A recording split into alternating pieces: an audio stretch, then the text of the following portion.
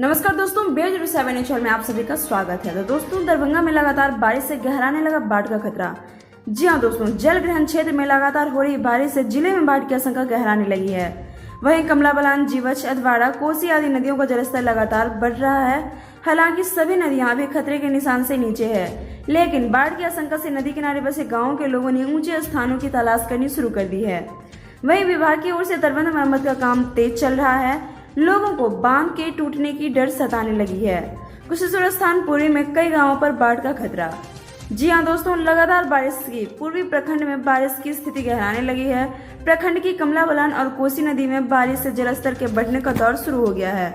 इससे लोगों में बाढ़ की चिंता देखी जा रही है। कमला बलान नदी के पश्चिमी तटबंध से पूर्व अवस्थित इटहर पंचायत के चौकिया, लक्ष्मीनिया और विशुनिया के साथ कोसी नदी किनारे अवस्थित उजवा, कोनिया, गजोड़ी, कुंज भवन, इटहर पोखर सहित कई अन्य गांवों में बाढ़ का खतरा बढ़ते जा रहा है। जलस्तर बढ़ने से मरम्मत बाधित। जी हां फ्रेंड्स, कोसी, कमला बलान तथा गेहवान नदी का जलस्तर बढ़ने से तटबंधों में शुरू किए गए कटाव निरोधक कार्यों पर ब्रेक लग चुका है। अभी कोसी नदी की तेज धार को जैसे देखते हुए इसके कारण कोसी पश्चिमी तटबंध में तरबाड़ा गांव के पास नदी से कटाव शुरू हो गया है। कोसी योजना जमालपुर